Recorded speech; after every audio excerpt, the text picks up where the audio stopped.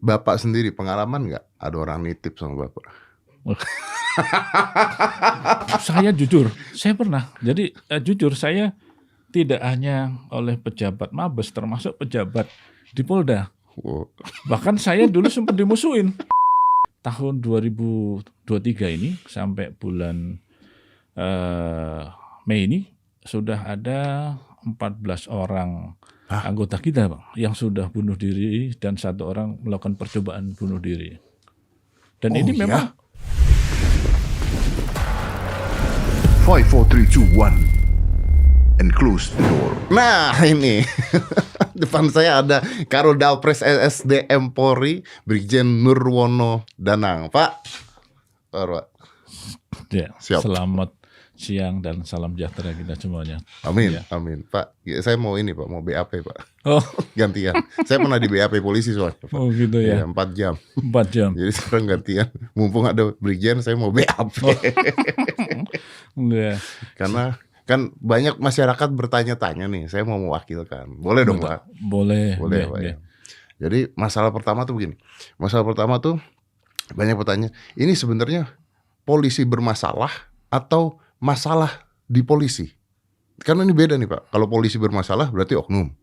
Ya. Atau polisi memang lagi ada masalah sekarang, makanya harus dibenahi gitu Pak. Contoh yang pertama nih Pak. Iya. Saya nggak kasih kesempatan Bapak bicara, pokoknya saya nanya dulu. Mau jadi polisi, bayar. Iya. Harus ngeluarin duit, bayar. Udah bayar, belum tentu jadi polisi lagi. Iya. Bahkan katanya orang, oh udah habis orang tuanya ngeluarin duit, pakai calo, pakai ini. Kalau nggak bayar, nggak mungkin keterima. Gimana Pak coba Pak? Ada 2 hal yang menurut saya ini masyarakat itu punya pemahaman itu karena satu, yang bersangkutan tidak paham tentang proses seleksi itu sendiri. Tapi benar nggak ada masyarakat yang mengeluarkan biaya tuh, ada nggak? Kalau saya yakin benar. Benar. Tapi Yang makan uangnya siapa? nah makan uang ini bisa oknum anggota polisi ataupun masyarakat. Tunggu bentar. Ya, Oknum anggota polisi Ya, atau masyarakat? betul. Oknum anggota polisi saya bisa paham nih Pak. Ya, Maksudnya pasti di polisi ada orangnya. Ya Iya. adalah polisi-polisi yang betul. nanti ini kalau mau masuk bayar gitu. Karena dia merasa polisi, Betul. terus orang percaya gitu kan. Iya, Kasih iya. duit supaya ada jalur khusus. Betul. Masyarakat? Masyarakat ini berbagai macam masyarakat yang menjanjikan bisa mengurus masuk polisi karena punya kenalan dengan pejabat di polisi, ataupun juga dia menganggap punya akses dengan panitia penerimaan anggota polisi. Berarti calo? Calo. Dan dua-duanya saya bilang calo, dan dua-duanya saya anggap penipu, baik oknum polisi sendiri maupun masyarakat. Oh oke. Berarti di masyarakatnya sendiri ada calonya. Betul. Gimana caranya? Dia tapi bisa masuk kalau bayar? Bukan. Belum tentu kan? Belum tentu. Jadi yang saya sampaikan tadi bahwa masyarakat ini tidak paham proses seleksinya, sehingga dia percaya ada pihak Jalur khusus? bukan jalur khusus. Ada pihak-pihak tertentu yang menganggap bahwa dia bisa masuk melalui orang tadi, baik itu masyarakat maupun Polisi, oknum anggota oknum polisi. Padahal penerimaan anggota tidak dipungut biaya seperak pun. Nah ini yang mungkin perlu diluruskan bahwa siapapun yang mempersiapkan diri dengan baik, dia lulus tanpa harus pakai uang. Tapi apakah membantu kalau misalnya dia bayar calo atau bayar oknum polisi dia bisa lulus? Apakah ngebantu nggak Pak? Tidak membantu. Nggak ngebantu? Tidak ngebantu. Kan sudah ada oknum polisinya Pak. Mungkin dia bisa ngasih daftar itu nama. Perlu saya sampaikan, oknum ini dia tidak punya kewenangan untuk menentukan kelulusan.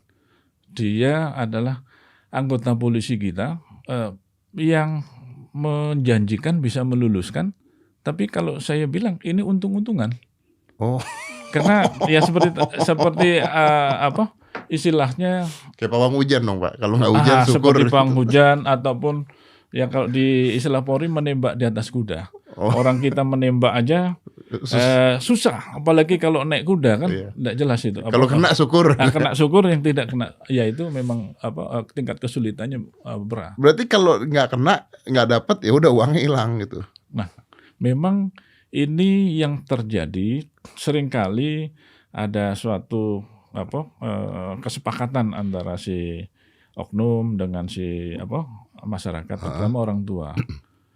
Banyak yang dilaporkan ini kesepakatannya tidak dipenuhi. Dia sudah memberikan uang, kemudian oknum ini menjanjikan untuk bisa meluluskan, tapi pada saat sudah diterima uangnya, ternyata anaknya nggak lulus, uangnya nggak dikembalikan, pasti komplain dia karena janji tidak terpenuhi. Iya. Nah, ini yang muncul di publik.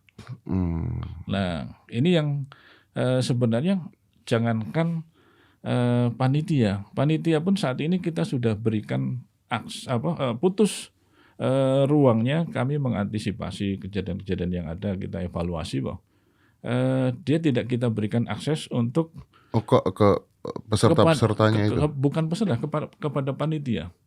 Panitia yang tahun-tahun lalu kita berikan akses untuk diberikan nilai pembobotan. Mereka sudah bisa mengakses, si peserta ini nilai setiap ujian, dia kan menginput datanya. Nanti kalau Jadi itu dipotong gitu maksudnya? kita potong. Nggak ketemu gitu? Tidak ketemu. Ini dari dulu, Pak? Kita hasil evaluasi tahun ini kita lakukan perubahan. Tahun ini oke, berarti Kita lakukan perubahan. tahun ini dipotong langsung gitu ya. Jadi Betul. oknum susah masuknya. Oknum susah masuk. Jadi kalau ada yang menjanjikan atau memastikan dia bisa membantu lulus, saya yakin tidak bisa. Oke. Saya paham nih Pak. Iya. Tapi sebelum saya lanjutin itu saya Iya. punya pertanyaan. Kalau misalnya titipannya dari titipan bukan duit Pak, Iya. tapi titipan dari kepangkatan. Misalnya anaknya jenderal, anaknya mau jadi polisi. Gimana tuh Pak? Ya. Jadi kami perlu sampaikan bahwa penerimaan ini tidak dibedakan, mau itu anaknya jenderal, mau anaknya pejabat pemerintah, termasuk anaknya petani, anaknya masyarakat kecil, semuanya sama. Tapi masa nggak ada jalur khususnya Pak? Kalau anaknya jenderal mau jadi polisi lebih mudah gitu? Oh tidak. Nggak ada Pak? Tidak ada. Jadi Kalau saya sih setuju Pak ada. Kan bapaknya sudah nggak, kalau buat saya loh. Betul, Kan bapaknya betul. udah berbuat untuk negara ya, kalau dia bantu lah Iya, anaknya iya. kan. Betul. Jadi mekanismenya sama. Jadi antara anak pejabat, anak bukan pejabat, termasuk juga anak di kementerian, ya sama. Kita di Polri ini ada 2 rekrutmen reguler dan rekrutmen proaktif. Mungkin nanti ini yang agak membedakan bahwa ada kepentingan organisasi, Polri melakukan rekrutmen proaktif. Ini Bedanya? misalnya bedanya dengan yang reguler, kita butuh calon-calon anggota Polri dengan kualifikasi tertentu, Kemampuan khusus. Ini yang bisa membedakan dengan yang reguler. Oh, kalau itu berarti memang dibantu ya untuk masuk ke Polri. Bukan dibantu, ada semacam sedikit kelonggaran. Misalnya mulai dari persyaratan. Misalnya dia rekrutmen proaktif khusus wilayah terpencil, wilayah pesisir, pedalaman, misalnya tinggi badan. Untuk jadi anggota Polri misalnya 165, dia diberikan kelonggaran, tinggi badannya bisa sampai hanya 163. Oke, karena biar kalau dia bertugas di sana dia ngerti. Betul. Oke. Nah. Tapi saya masih penasaran Pak, kalau misalnya anaknya Bapak gitu, kan Bapak Brigjen nih, anak Bapak mau jadi polisi, masa Bapak nggak ngomong gitu Pak? Nih anak saya mau jadi polisi, dibantulah gitu. Kan biasa Pak, orang tua gitu Pak. Betul. Ini manusia aja gitu Pak. Saya kira ini juga saya kira pejabat-pejabat Polri yang punya anak juga pingin anaknya masuk, dan itu untuk meneruskan orang tuanya, garis keturunannya sebagai polisi. Saya kira itu manusia, tapi Betul. normatif tidak diberikan hak khusus bagi mereka. Sama sekali nggak ada Pak. Sama sekali. Dia mengikuti proses seleksi normatif. Karena kalau ini nanti diberikan, bayangkan pejabat Polri ini dari Mabes Polri sampai Polda ada berapa banyak, ada berapa. Habis ya.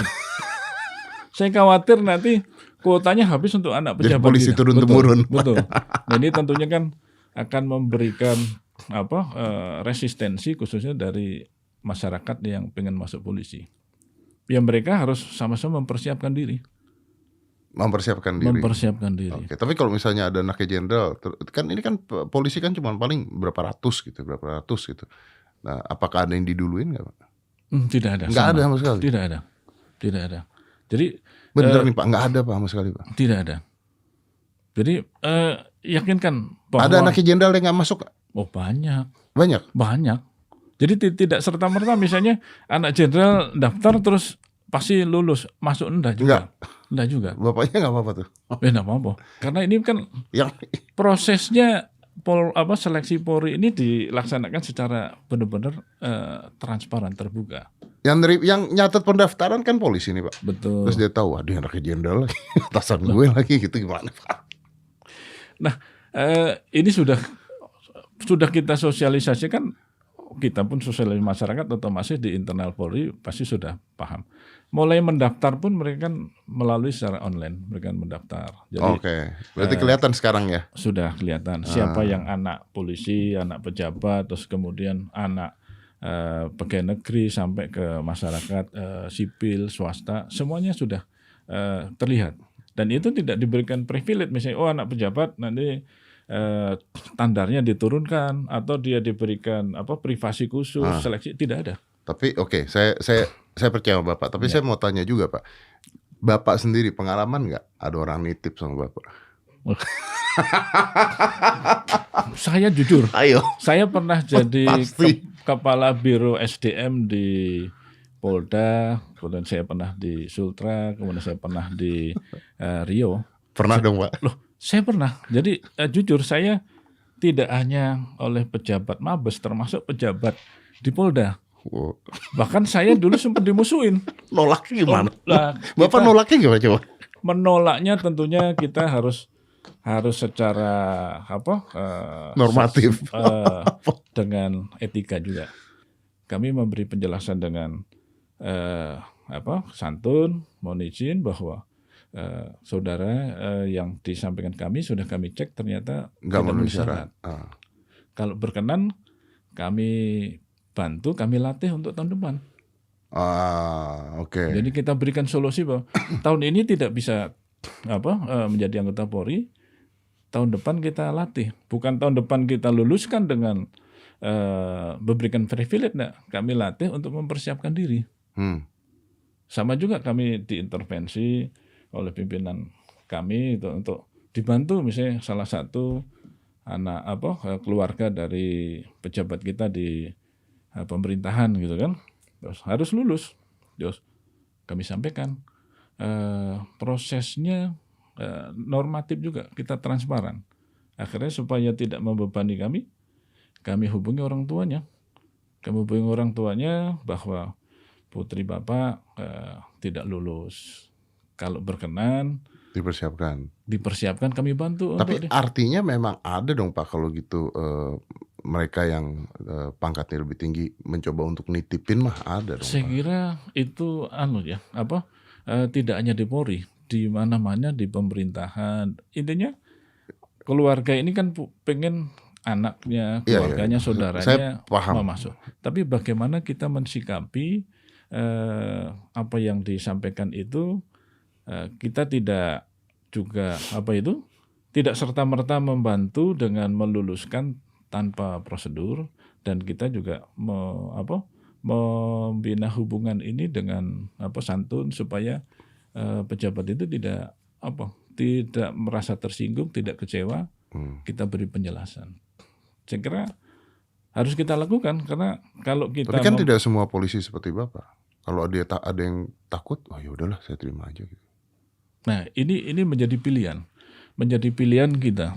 Karena kalau kita takut, justru itu menjadi bumerang bagi kita. Bahkan saya pernah diperintah oleh salah satu pimpinan untuk dibantu.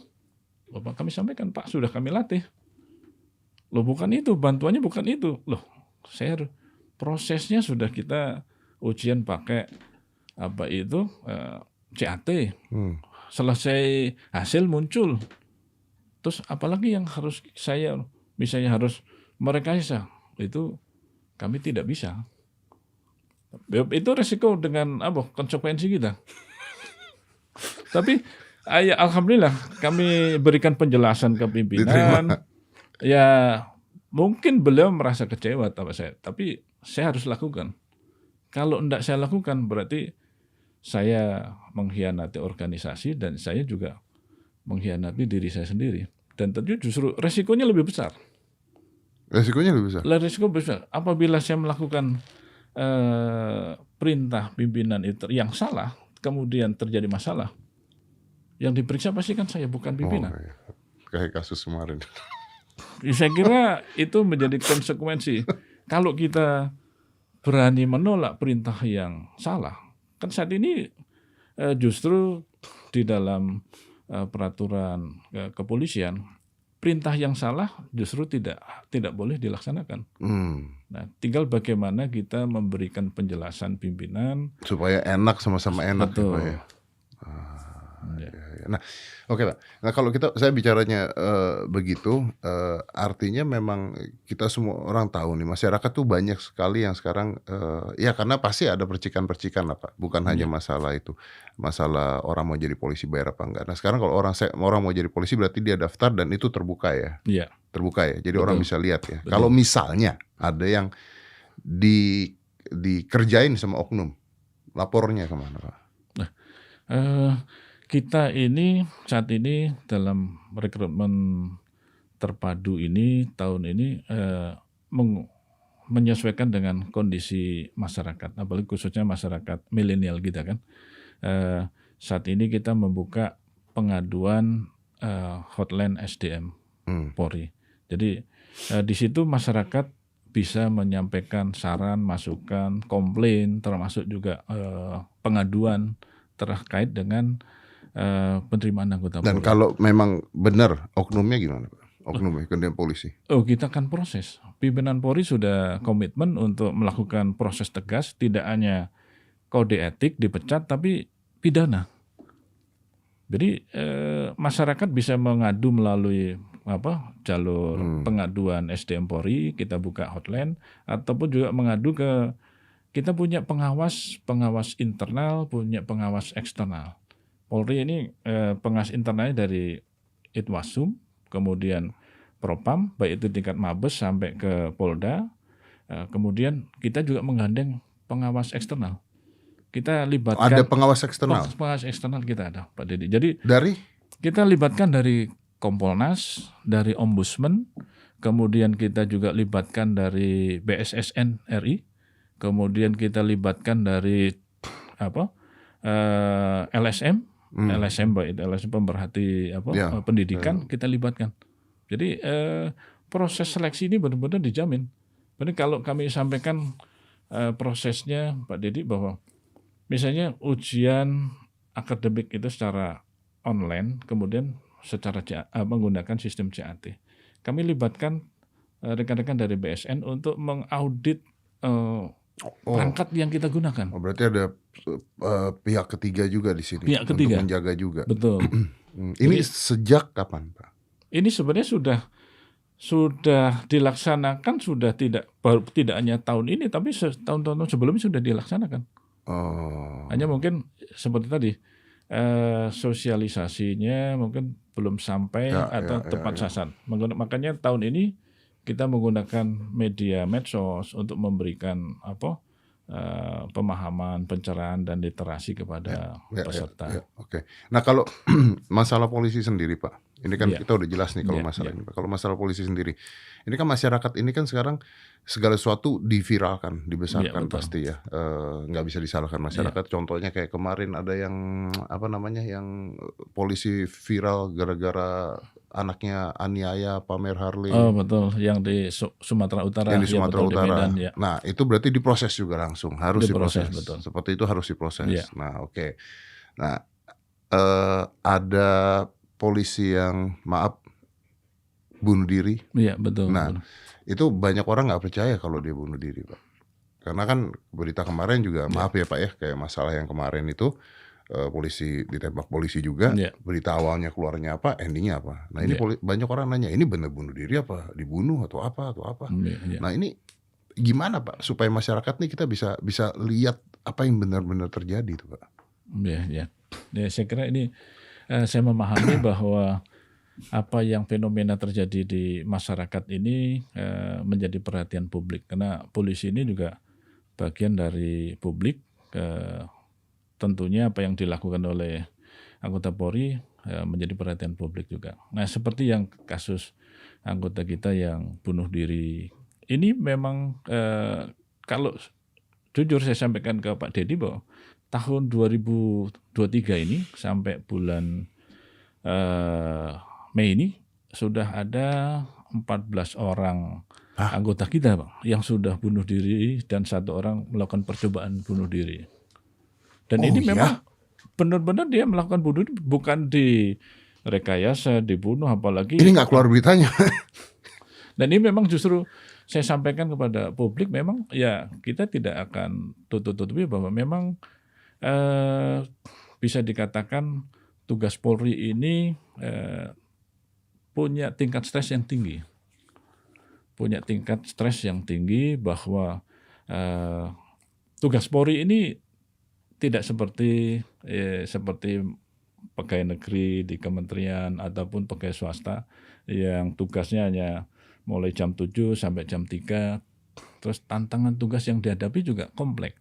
Yang dihadapi tidak hanya masyarakat pelanggar kejahatan, berbagai macam tantangan, termasuk yang tantangan tingkat tinggi, Tekanan juga. sama juga. Nah, terus penugasannya juga sangat luas, tidak hanya di kota-kota, termasuk di daerah terpencil, mulai dari Sabang sampai Merauke. Nah, ini kadang-kadang pada saat sebelum menjadi anggota Polri, mereka punya bayangan hal-hal yang dibayangkan yang baik-baik saja, yang positif saja, yang dibayangkan bahwa jadi polisi itu enak, terus punya kewenangan yang lebih gitu kan, bisa menangkap orang, bisa menindak orang. Tapi di samping itu kalau dia tidak memahami tugas utama polisi, justru punya potensi tekanan yang berat. Tadi Bapak mengatakan 14 orang dalam waktu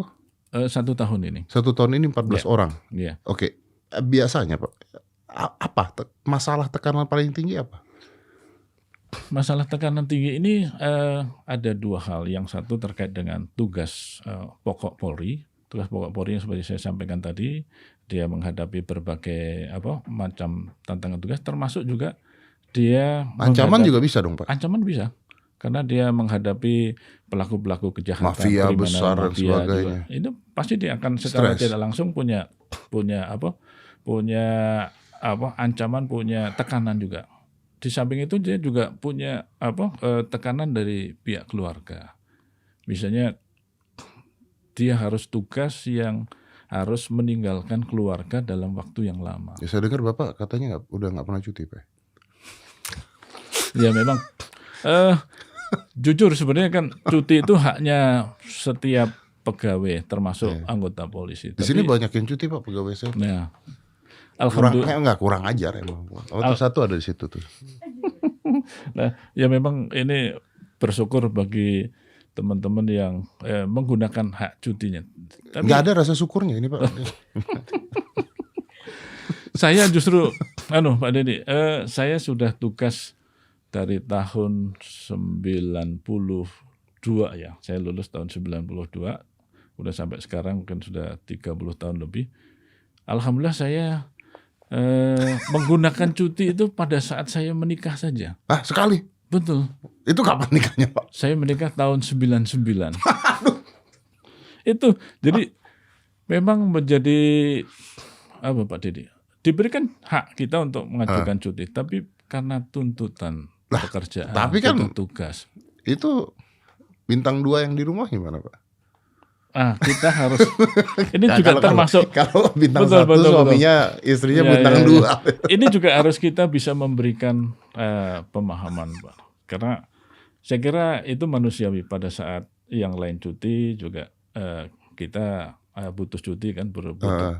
Nah, kita pandai-pandai mencari waktu, mencari momen, kita bisa bisa kumpul sama keluarga, kita bisa mencari waktu yang tidak mengganggu tugas kita. Anak berapa Pak? Anak saya punya 2 anak, alhamdulillah. Yang satu sudah kuliah, yang satu ini baru lulus SMA mau masuk kuliah. Dan ya kita berikan pemahaman juga. Kalau anak misalnya ngajakin bapaknya, ayolah, ayo ke Bangkok yuk jalan-jalan 2 minggu gitu. Nah, ini yang kita harus berikan penjelasan kepada anak kita. Kalau harus keluar negeri, tentunya kita ada ketentuannya. Kita tidak bisa seperti Iya kan harus teman-teman. laporan. Harus lapor pimpinan. Iya. Dan tentunya itu kan menjadi problem pada saat ya kami ajaknya tidak ke Bangkok, mungkin ajaknya sekalian dalam rangka ibadah. Kita ajak ke ibadah umroh. Kalau itu atasan nggak bisa nolak. Saya kira itu kita cari momen-momen jalan yang betul. Kalau ke Kita cari- Bangkok atasan bisa ngapain? Betul. Gitu. Kalau umroh ya udah gitu ya Pak. betul. Ini Oh, pinter Pak. Tapi jujur nih Pak, ini mah Iya. pribadi aja Pak. Ya. Jadi dengan masalah seperti itu pasti pernah ribut dong Pak di rumah mah. Saya kira bukan pernah.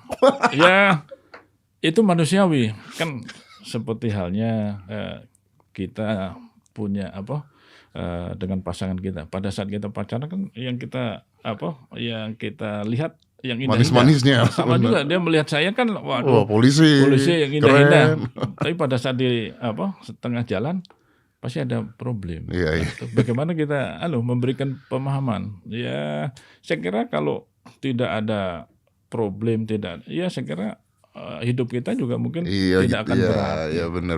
Berjalannya. Saya kira ini menjadi ya tantangan bagi kita, Pak Deddy. Bocah tuh. Tapi kalau kayak begitu artinya polisi gimana Pak untuk mengatasi kesehatan? Ada psikolognya nggak mereka? Ada. Ada. Jadi kita juga punya biro psikologi, punya teman-teman psikolog kita yang memberikan pendampingan. Justru pada saat kita melakukan dulu membangun aplikasi e-mental psikologi, kita melakukan mapping. Mapping ternyata anggota kita yang stres itu bukan 1.000, 2.000, puluhan ribu.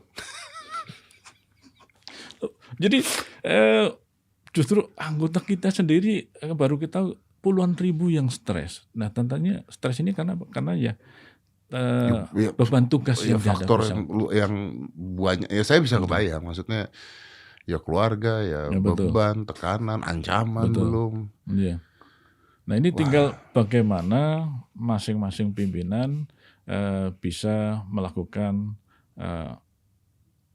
pengawasan, kemudian pendampingan, kemudian juga memberikan edukasi psikologi kepada yang bersangkutan. Karena ya itu saya kira tingkat stres itu mulai dari level paling bawah sampai akhir punya. Ya, tapi bagaimana mengelola stres itu. Nah memang seperti yang tadi saya sampaikan 14 orang yang melakukan bunuh diri itu biasanya mereka kurang interaksi dengan teman-temannya, dia introvert gitu kan, sehingga dia punya masalah dia pendam. Seperti yang tadi Pak Deddy sampaikan, misalnya ada yang kejadian yang beberapa waktu itu di Jakarta Timur, tabrak kereta. Ini sebenarnya yang bersangkutan punya problem masalah, tidak hanya masalah terkait dengan tugasnya. Saya kira tugas juga mempengaruhi secara psikis dia. Apalagi tugas di kota besar, terus tantangan tugasnya terkait dengan narkoba, dia kan punya tanggung jawab untuk bagaimana melakukan pencegahan, tidak sampai korban masyarakat jadi penyalahguna narkoba, kan itu punya tanggung jawab yang besar. Nah dia juga punya masalah di keluarganya, dia punya masalah diri sendiri, dia sedang kondisi sakit, menghadapi sakit sehingga pasca operasi kesehatannya itu. Dia juga punya masalah keluarga, terutama anak yang bersangkutan ini punya menjadi taruna akpol. Dia juga sedang perlu perhatian khusus dari orang tua. Nah ini mungkin masalah-masalah yang terjadi terakumulasi. Dia mungkin semua masalah itu disimpan sendiri, tidak ada penyaluran, kemudian tidak ada pendampingan untuk mencarikan solusi. Ini yang sepertinya mempengaruhi. Bapak anaknya 2 nggak ada yang mau jadi polisi Pak? Kebetulan ini ya saya juga bersyukur seperti Pak Deddy tadi. Kalau saya anak saya pengen jadi polisi kan menjadi beban saya juga ini.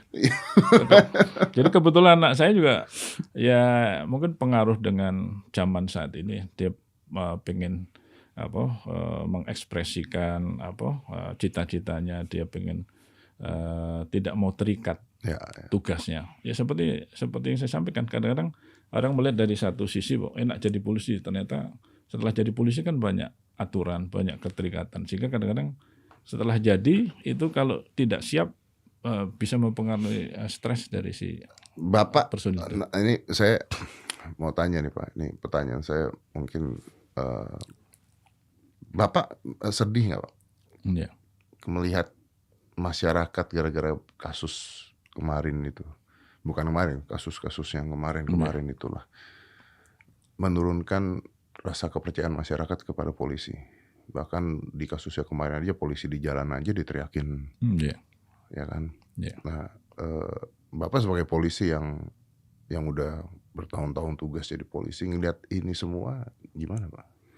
Saya kira ya semua polisi pasti kan menjadi prihatin dan sedih ya.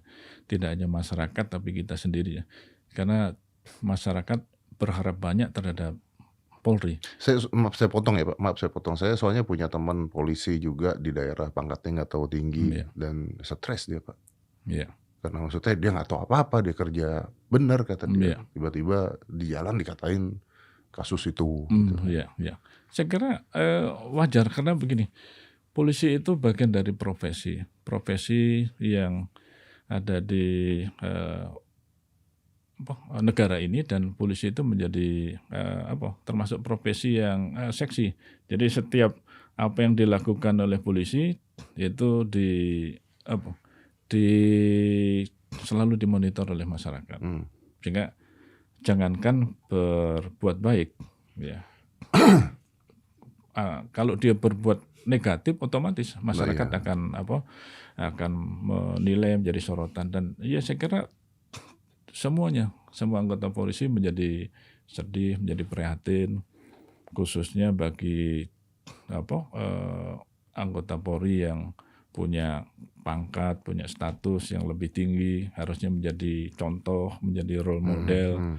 Justru dia melakukan perbuatan yang tidak terpuji. Nah tentunya ini menjadi bahan evaluasi bagi kita, menjadi bahan masukan bagaimana ke depan anggota Polri itu ya bisa melakukan tugas dan kewajibannya dan juga menjadi contoh dalam kehidupan, baik itu kehidupan dalam tugas sebagai anggota Polri maupun kehidupan dalam masyarakat. Karena kita melakukan perbuatan di luar di luar tugas Polri pun itu menjadi perhatian masyarakat. Ya, pasti, dan itu menjadi pukulan juga pada Saya kira ini tersebut. menjadi bahan evaluasi bagi kita semua. Tapi apakah mengurangi minat masyarakat menjadi polisi? Alhamdulillah tahun Enggak. ini minat masyarakat masih menjadi polisi masih cukup tinggi. Masih cukup tinggi, oke. Karena terbukti tahun ini pendaftar itu masih sebanyak 154.000. Oke. 150. Targetnya berapa Pak? Kita bukan target untuk pendaftar, tapi kita targetnya adalah untuk jumlah kuota penerimaan. Berapa tuh? Kita tahun ini sekitar 15.000. Yang daftar 154. Jadi memang kompetitif sekali, dan dari tahun ke tahun minat anggota Polri, anggota masyarakat untuk jadi polisi cukup tinggi. Padahal seperti Akpol kita hanya menerima 175 175 apa? 175 orang. Orang? Betul. Saat ini mereka mengikuti tes itu sekitar pendaftar 12.000. Saat ini sudah ada 5.000 orang yang ikut tes. 12.000 pendaftarnya. nanti keterimanya 175. 100. Nah justru itu sebenarnya yang hal-hal yang seperti Pak Dedi tadi sampaikan, uang itu tidak ada tidak ada gunanya, tidak ada manfaatnya kalau yang bersangkutan tidak mempersiapkan diri. Ya pasti. Karena jangankan anggota kita yang di lapangan, saya aja tidak punya kemampuan untuk bisa membantu Meluluskan orang. meluluskan. Iya, iya. Karena kan proses seleksi ini benar-benar terbuka Pak Dede. Dan dilakukan pengawasan ke berbagai pihak. Jadi kami pun ikut melakukan pengawasan. Pak, berarti kalau maaf nih Pak, saya jadi kalau dari 150.000 keterimanya cuman 15 ribuan. Iya.